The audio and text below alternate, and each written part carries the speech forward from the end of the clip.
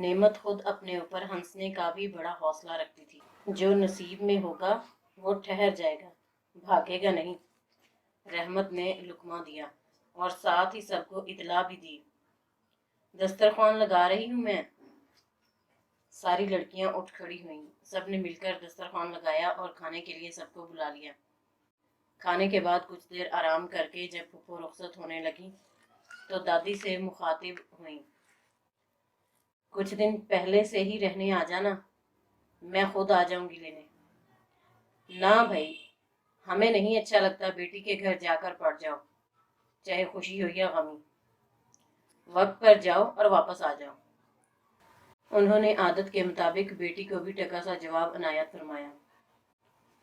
अरे अब ये सब बातें कौन सोचता है और ध्यान रखता है। अब तो माएँ कई कई महीने बेटी के घर रह रह कर आती हैं। कब तक पुराने जमाने में जीती रहोगी। मैं आ जाऊं अम्मा लेने के लिए, दामाद ने मुदाखलत की। अच्छा देखेंगे, अल्लाह रखे, वक्त तो आने दो, दादी ने निस्बतन रसान से जवाब दिया।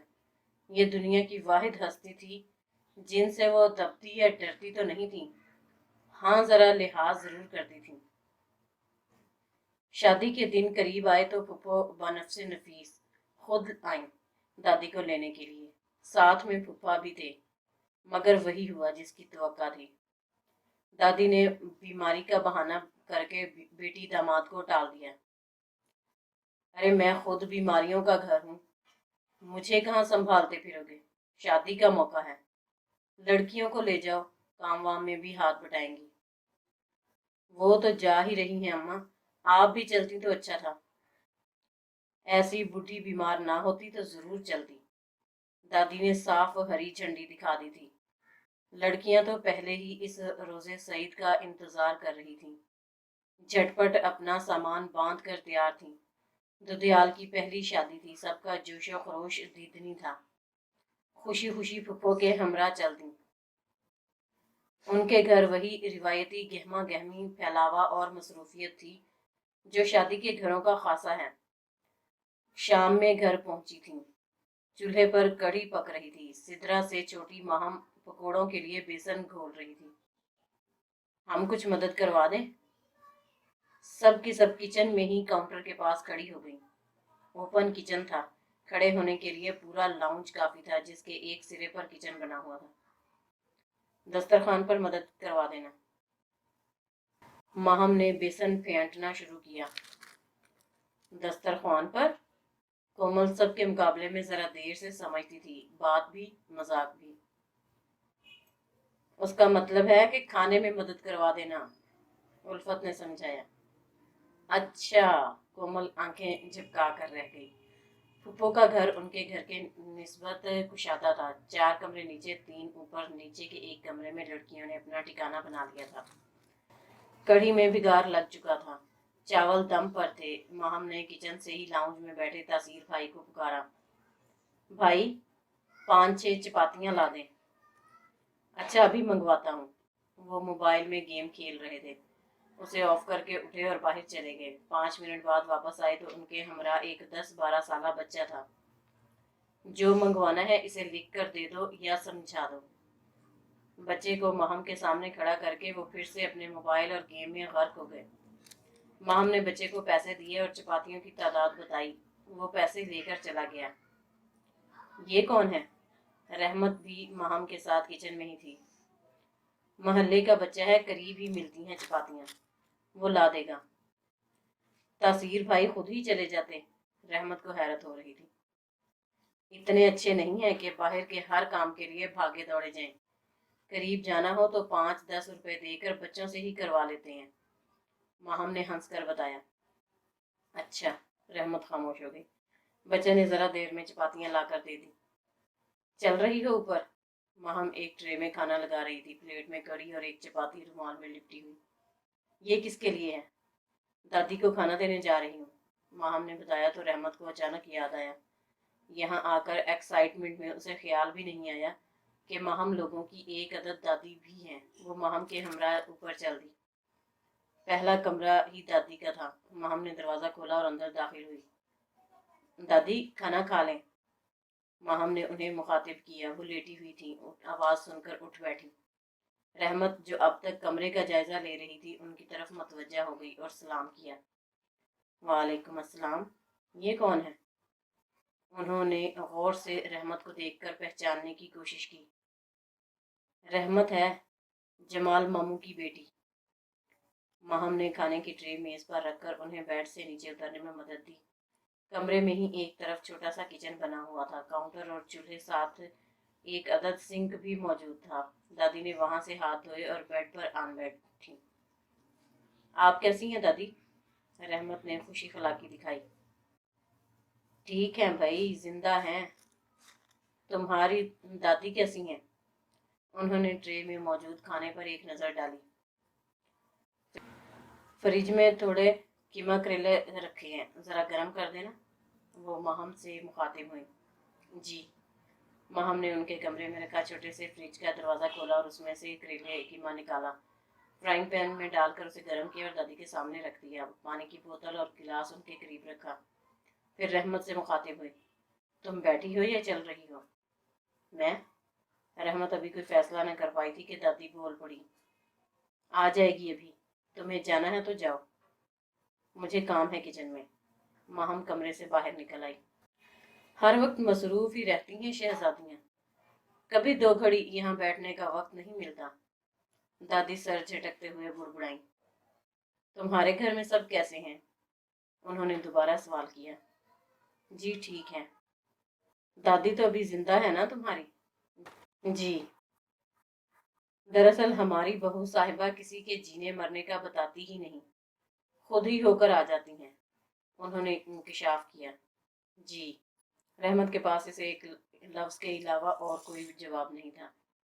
दादी छोटे छोटे लुकमे बनाकर खा रही थीं, फिर भी एक नवाला बहुत देर तक मुंह में चबाने के बाद हलक में उतारती। रोटी चबाई ही नहीं जाती, गोली सी बन जाती है मुंह में। पानी का घूंट भरकर वो फिर बुड़बुड़ाई। ये शिकायत तो दादी को भी थी, मगर वो इसका इजहार इतनी खामोशी से नहीं करती थी। अपने मखसूस करारे लहजे में आवाज बुलंद करती थी। अम्मा बाबा ठीक हैं? जी। रहमत ने एक नज़र उन पर डाली, फिर कमरे का जायजा लेने लगी। अच्छा कुशादा कमरा था। एक तरफ अटैच्ड बाथरूम और कमरे के एक कोने में छोटा सा किचन भी था। बेडरूम फ्रिज उनके बेड के साथ ही था। सामने एक डबल डोर वार्डरोब, दीवार में आईना लगा हुआ था जिसके सामने दीवार में ही एक स्टैंड जड़ा था। इसमें कंघा, तेल और करीम और एक दो छोटी मोटी चीजें पड़ी हुई थी। आप अकेली रहती हैं ऊपर? रहमत ने बात करने की गौर से यूं ही सवाल दाग दिया। अंदाजा नहीं था कि भीड़ों के छत्ते में हाथ डाल रही है। तुम्हारी फुफ्फो की मेहरबानी है, डाल रखा है अलग। अछूतों की तरह पड़ी रहती हूँ अकेली। जब नाश्ता खाना देने कोई आए तो शक्ल देख लेती हूँ। किसी दिन यूं ही दम निकल जाएगा, खुदा जाने नीचे वालों को कब खबर हो। बड़ी भी फट पड़ी। रहमत शर्मिंदा होने लगी, जैसे सारी गलती सरासर उसकी हो। वो नादम होकर खामोश हो गई। बड़ी बी को कुछ एहसास हुआ तो निस्बतन नरम लहजे में उसे मुखातिब किया। तुम्हें तो याद ना होगी अपनी फूफो की शादी? मुझे नहीं तो, रहमत ने हैरान होकर जवाब दिया। कहाँ से याद होगी, छोटी ही होगी तुम। बड़ी बी ने कुछ देर सोचा, फिर यकायक हंस पड़ी। ए लो, मुझ बुढ़िया की अक्ल पर भी पत्थर पड़ गए। भला बताओ तुम्हें कहाँ से याद होगा? तुम्हारे बाप और चचा का ब्याह तो माजदा की शादी के बाद हुआ था। तासीर 2 साल का था और यासर, वो फिर सोचने लगी, जब पैदा नहीं हुआ था या फिर 1-2 माह का था। खाने के दौरान वो रहमत को कीमती मालूमात फराहम कर रही थी। रोटी और ला दूं आपको? रहमत ने हमदर्दी से उन्हें देखा। उनकी चपाती खत्म हो रही थी। ना, बस एक ही रोटी की खुराक है मेरी। ज्यादा खा लूं तो बदहजमी हो जाती है या गैस, पेट फूल जाता है। वैसे कड़ी के साथ तो चावल बनाए होंगे? जी, जो लोग चावल नहीं खाते उनके लिए चपातियां मंगवा ली थी। अच्छा ऐसा कर, एक प्लेट में थोड़े से चावल लिया, मगर बिल्कुल थोड़े से, समझी? जी अच्छा। रहमत ने ताबेदारी से सर हिलाया और उठ खड़ी हुई। नीचे दस्तरखान लग चुका था। तुम कहाँ रह गई थी? खाना खा लो। सिदरा ने उसे देखते ही कहा। हाँ खा रही हूँ। रहमत उससे जान छुड़ाकर महम के पास पहुंची। दादी थोड़े से चावल मांग रही हैं। चावल? महम ने उसे घूरा। नुकसान करते हैं उन्हें, मना किया है डॉक्टर ने। बिल्कुल थोड़े से चाहिए, बस बराए नाम। रहमत का दिल पसीज रहा था, मगर महम टस से मस न हुई। मेरी जान, तुम परेशान मत हो उनके लिए। वो ऐसे ही करती हैं, बदपरहेजी करके सबको परेशान कर देती हैं। इस वक्त घर में वैसे ही बहुत काम है। उन्हें लेकर डॉक्टरों के चक्कर कौन लगाएगा? 2-4 नवालों से क्या फर्क पड़ता है? रहमत को महम की बेहिसी पर हैरत हो रही थी। एक नवाले से भी फर्क पड़ता है, चावल हजम नहीं होते उन्हें। फिर क्या कहूँ जाकर उनसे? कुछ नहीं, खाना खा लो बैठकर, दस्तरखान लग गया है। महम ने लापरवाही से जवाब दिया। मगर ये तो बुरी बात है, वो इंतजार कर रही होंगी। रहमत ने बहस की। ओफो। महम जिच हो गई। एक छोटी प्लेट में थोड़े से चावल निकालकर उसके हाथ में थमाए। ये लो। लाओ। रहमत ने प्लेट उसके हाथ से ली और ऊपर चली गई। अरे आ गई तुम? मैं समझी भूल गई। नहीं आओगी? बड़ी बी उसे देखकर खिल उठी। दादी, आपको चावल मना है क्या? रहमत ने प्लेट उनके सामने रख दी, मगर सवाल भी कर डाला। अरे हाँ, मना तो करते हैं डॉक्टर, मगर इन डॉक्टरों का क्या है, मुझे हर चीज ही मना करते हैं। आप बताओ भला, इंसान क्या हवा खा कर जिए? उन्होंने चावल पर कड़ी डाली। जरा चमचा तो लाना। उन्होंने रहमत को मुखातिब करके किचन की तरफ इशारा किया। रहमत ने उन्हें चमचा ला दिया। रहमत आपी, अम्मी बुला रही हैं, खाना खा लो। फूफो का सबसे छोटा गुड्डू आया और पैगाम देकर भाग लिया। तुम जाओ, खाना वाना खाओ। दादी ने रहमत की हिचकिचाहट भांप ली। आप खा लें, मैं बर्तन वापस ले जाती हूँ। रहमत ने मुरव्वत दिखाई। ना, मैं बर्तन धोकर वापस देती हूँ। थोड़े बहुत हाथ पैर भी ना चलाऊं तो बिल्कुल ही नाकारा हो जाऊंगी। वो अपने मखसूस अंदाज में बोली। अच्छा फिर मैं चलती हूँ। रहमत उठ खड़ी हुई। हाँ हाँ जाओ, जीती रहो। वो बड़ी रग़बत से कढ़ी चावल खाने में मगन थी। रात में नींद तो किसी को क्या आनी थी। बातों बातों में ही सबने सहर कर ली। फिर अलल सुबह जो सारी की सारी पढ़ कर सोई तो दोपहर की खबर लाई। एक एक करके सब उठ गई। किचन समेत पूरा घर साफ सुथरा पड़ा था। मौसी अपना काम खत्म करके चली गई थी। उल्फत और कोमल किचन में नाश्ता बनाने घुस गई। रहमत हाथ मुंह धोकर ड्राइंग रूम में आ गई। कसलमंदी अभी बाकी थी। सोफे पर बैठकर उसने अपना सर सोफे की पुश्त पर टिका दिया। वैसे तो फुप्पो का पूरा घर ही उसे बहुत पसंद था। साफ सुथरा, मुख्तलिफ आराइशी एशिया से सजा हुआ और सहूलतों से मुज़य्यन। मगर ड्राइंग रूम उसे ख़ास तौर पर पसंद था।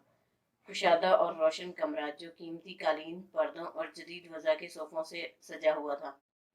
सजावट बहुत उम्दगी और नफासत से की गई थी। हर लड़की की तरह रहमत का भी ख्वाब था एक साफ सुथरा घर जिसमें अलहदा ड्राइंग रूम हो, ज़रूरत की अशिया हों, सहूलतें हों। मगर अपने 3 कमरों के छोटे से घर में बहुत से ख्वाब फ़कत ख्वाब ही थे। बहुत सी ख्वाहिशें दिल में ही मुकीद दुआएं देती रहती थीं, मगर उनका पूरा होने का फ़िलहाल कोई इम्कान न था। काश कभी हमारे घर भी ऐसा ही ड्राइंग रूम होता, साफ सुथरा, सजा हुआ और अलहदा। मेहमान आए और कमरा खोल कर बिठा दो। मगर हमारे यहाँ तो आधे कमरे में दादी के पलंग ने जगह घेर रखी है। सामने सोफे लगाकर उसे ड्राइंग रूम कर दिया। सोचते सोचते उसके ख्यालात की रूह फुप्पो की सास की तरफ मुड़ गई।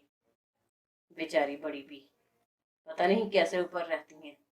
हमारी दादी होती तो तूफान आ जाता घर में। रहमत सोचते सोचते खुद ही मुस्कुरा दी। हेलो मैडम, खैरियत तो है? यूं इस तरह अकेले मुस्कुराना। महम अचानक ही अंदर आई थी। रहमत गड़बड़ा गई। क्या हुआ? उसने बोंगेपन से महम को देखा। कुछ नहीं, फकत ये कि नाश्ता लग रहा है। अब तो खाने का वक्त हो रहा है। रहमत की जुबान फिसली। करीबी मस्जिद से अजान की आवाज आ रही थी। तो तुम खाना खा लेना। महम मशवरा देकर चली गई और उसके पीछे पीछे रहमत भी चल दी। खाने के इंतजार में भूखा रहने का उसका कोई इरादा ना था। पेट में चूहे उधम मचा रहे थे। नाश्ते से फारग होकर सब मुख्तलिफ कामों में मसरूफ हो गई। रहमत बर्तन धोने खड़ी हो गई। माहम जल्दी जल्दी मसाला भूनकर चिकन बना रही थी। जिन लोगों ने सुबह नाश्ता किया था उनका लंच टाइम हो गया था और बाकी लड़कियां जहेज के मलबूसात पैक करने बैठ गईं। इसके बाद जूते, चूड़ियां और ज्वेलरी की बारी थी। बर्तन धोकर रहमत फुप्पो के पास गई ताकि उनसे बाजार जाने का पूछ सके। उन्होंने कहा था कि वो बाजार जाएंगी तो रहमत को भी साथ ले जाएंगी। रहमत और उल्फत को अपनी छोटी मोटी खरीदारी करनी थी। उनके कमरे के करीब पहुंची तो फुप्पा की आवाज़ आ रही थी। फ़ोन पर किसी से बात कर रहे थे। रहमत मतज़ब्ज़ब सी बाहर ही खड़ी रह गई। हालांकि फुप्पा कोई हिटलर के रिश्तेदार नहीं थे, बड़े खलीक और मतवाज़ा थे, फिर भी वो अंदर जाने से झिझक रही थी। थोड़ी देर में आकर पूछ लूँगी। वो वापस जाने के लिए पलटी। इतने में फुप्पो कमरे से बाहर आ गई। पुरानी ओल जलोल सी कमीज, बिखरे हुए बाल, हाथ में एक प्याली और ब्रश। अरे रहमत बेटा, जरा अंदर तो आओ। अच्छा हुआ तुम मिल गई। जरा मेरे बालों में डाई तो लगा दो। फुफो को बाहर निकलते ही अपना गोहरे मकसूद नजर आ गया। उन्होंने फौरन उसे कमरे में बुला लिया। जी फुफो। रहमत के पास तामील के सिवा कोई चेहरा न था। फुफो कुर्सी पर बैठ गईं। वो पीछे खड़े होकर उनके बालों में डाई लगाने लगी। फुफा बेड पर बैठे मोबाइल कान से लगाए हुए थे। हाँ हाँ इकराम साहब, नेकी और पूछ पूछ। आपसे तो कुछ छुपा हुआ नहीं है। एक मामूली सा पियन ही तो हूं मैं। इस तनख्वाह में गुजारा ही मुश्किल से होता है। बस खा पी रहे हैं और जी रहे हैं। एक बेटा माजूर है, दूसरा गुर्दों के आर्जे में मुब्तला है। बेटी की शादी सर पर है, इलाज के लिए भी पैसा चाहिए और शादी के लिए भी। आप हमारे माई बाप हैं, कुछ कर देंगे तो सारी उम्र दुआएं देंगे। फूफा इंतहाई फिदवियाना अंदाज में बात कर रहे थे। फूफो के बालों में डाई लगाती रहमत नादानिस्ता उनकी बातें सुन रही थी और हैरान हो रही थी। राई का पर्वत बनाना और पर से कव्वा बनाने का मुहावरा पहली बार अमली तौर पर सच होते हुए बल्कि देख रही थी, ना सिर्फ सुन रही थी। तासीर भाई के पैर में चोट लग जाने के सबब हल्का सा लंग आ गया था, जिसे फूफा ने बड़े आराम से माजूरी का नाम दे दिया था। उनसे छोटे यासर के गुर्दे में मामूली सी पथरी की तशखीस हुई थी, मगर डॉक्टर्स का कहना था कि ऑपरेट करने की ज़रूरत नहीं है, दवाइयों से ठीक हो जाएगी। सो उनका यही इलाज चल रहा था। हाँ, सिद्रा की शादी ज़रूर सर पर थी और इस महंगाई के दौर में शादी करना कोई आसान तो नहीं। शादी के लिए तो वैसे भी मशहूर है कि आंधी के आम और शादी के दाम। इनकी कोई गिनती नहीं। सोचते सोचते रहमत को दादी का तबसरा याद आया जो वो अपने दामाद साहब पर करती थी। अरे घुन्ना है, जितना जमीन के बाहर है इतना ही जमीन के अंदर। अपना काम निकलवाना खूब जानता है, एढ़ा बनकर पेड़ उखाता है। रहमत को दादी की वो बात आज समझ में आई थी। उफ, कैसे कैसे लोग हैं दुनिया में। उसने एक गहरी सांस ली और एहतियात से अपना काम करने लगी, मगर खुली समातों में फुफा की आवाज़ बाखूबी आ रही थी, जो अब फुफो से मुखातिब थे। उम्मीद तो दिलाई है इकराम साहब ने कि कुछ ना कुछ कर देंगे। मैंने तो साफ कह दिया कि साहब गरीब आदमी हूँ, शादी सर पर है, मुश्किलात में अलग घिरा हूँ। या तो फर्नीचर का खर्चा उठा लें या खाना कर दें। देखो अब क्या करते हैं। अब टाइम ही कितना बचा है, जो करना कराना है एक आध दिन में कर दें। फुफो ने मियाँ साहब को जवाब दिया। कल बुलाया है, कह रहे थे कि काम हो जाएगा। फूफा बेड से नीचे उतर आए। कमेटी का क्या हुआ, बात कर ली तुमने? हाँ हाँ हो जाएगा, तुम फिक्र न करो, मेरे ही हाथ में तो है कमेटी। ले लूँगी इस माह की, बल्कि समझो ले ही ली। तकरीबन सारी रकम जमा हो चुकी है, बस एक आध मेंबर के ही रह गए हैं। मेरा मतलब था सज्जो खाला को आगाह कर दिया था कि ये कमेटी तुम ले रही हो। कहीं ऐसा ना हो कि ऐन मौका पर बताओ और वो उधम मचा दें। जानती तो हो उनकी आदत। मैं संभाल लूँगी, बेफिक्र रहो। फूफो को अपनी सलाहियत पर बहुत भरोसा था और कुछ गलत भी न था। सज्जो खाला अगले रोज़ आई थी। कमेटी जमा हो गई? ये नंबर उनका था। उनका घर ज़ेरे तामीर था। इसी महीने उनका ये तीसरा चक्कर था। खाला, एक मुश्किल आन पड़ी है। कमेटी अगले माह ले लेना। क्या कह रही हो? जानती तो हो अगले माह काशू की शादी है। जब तक घर मुकम्मल करवाना है, ठेकेदार छत डालने को बैठा है, सीमेंट सरिया मंगवाना है, तुम्हारी कमेटी के आसरे पर थे। पैसे हाथ में आए तो काम मुकम्मल करवाऊं। अब तुम ये फुलझड़ियां ना छोड़ो। सज्जो खाला तो बिदक ही गई, मगर फुप्पो तो बड़ी मुतमईन थी। अरे खाला क्या बताऊं, सिदरा के अब्बू ने अपने अफसर को लोन के लिए दरख्वास्त दी थी। अब तुम्हें तो मालूम ही है सरकारी दफ्तरों और कामों का हाल। लोन मंजूर तो हो गया, मगर अगले महीने मिलेगा। पहले पता होता तो शादी की तारीख आगे बढ़ा देते। अब ऐन वक्त पर क्या करें? मुझे तो रातों को नींद नहीं आ रही। सोच सोच कर दिमाग फटा जा रहा था। उनके अब्बू का भी बीपी हाई रहने लगा था। खुदा ना ख्वास्ता टेंशन से उन्हें कुछ हो जाए, ये शादी वक्त पर ना हो सके तो। मैं तो बस।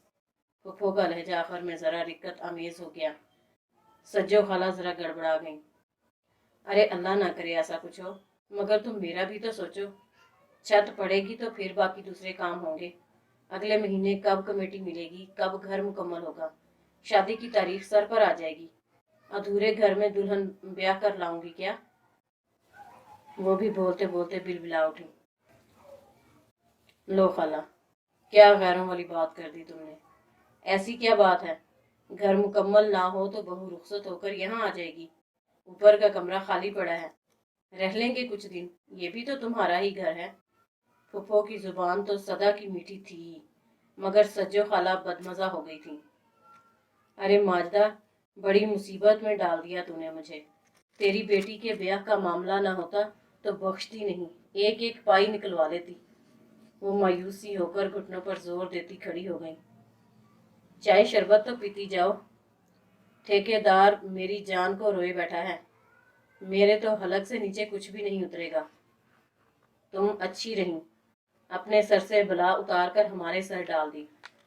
जाते जाते वो तंज करना नहीं भूली, मगर फुफ्फो को इसकी चंदा परवाह न थी। उनका काम हो गया था, बल्कि ये कहना चाहिए कि तासीर भाई का काम हो गया था। 3 साल पहले उन्होंने जनरल स्टोर खोला था, जो गुजरे 3 सालों में माशाल्लाह काफ़ी तरक्की कर चुका था। इसमें मजीद नया माल डालने के लिए रकम चाहिए थी। फुफ्फो ने वादा किया था कि वो इंतज़ाम कर देंगी, और उन्होंने अपना वादा पूरा कर दिया। स्टोर में नए और ज़्यादा माल का मतलब आमदनी में इजाफा, जो इस वक्त बहुत ज़रूरी था। सिद्रा की शादी के बहुत सारे इंतजाम तकरीबन मुकम्मल थे। फिर भी दोनों मियाँ बीवी चारों तरफ हाथ पांव मार रहे थे, कहीं से कुछ भी हाथ आ जाए। दादी ने अपने दामाद को ठीक ही पहचाना था। वो गरीब मस्कीन बनकर अफसरों के आगे अपनी बेचारगी जाहिर करते, और कमोबेश उनका मकसद पूरा हो ही जाता था। कहने को तो वो चपरासी थे, मगर तनख्वाह के अलावा भी अच्छी खासी रकम कमा लेते थे। सस्ते ज़माने में एक प्लॉट खरीदा था, थोड़ा थोड़ा करके उसे बनवा कर किराए पर दे दिया। अब उसकी दूसरी मंजिल बनाने के चक्कर में थे। फुफ्फो का कुछ कह नहीं सकते कि वो शौहर साहब की सोहबत में रहकर इन जैसी हुई थी, या पहले से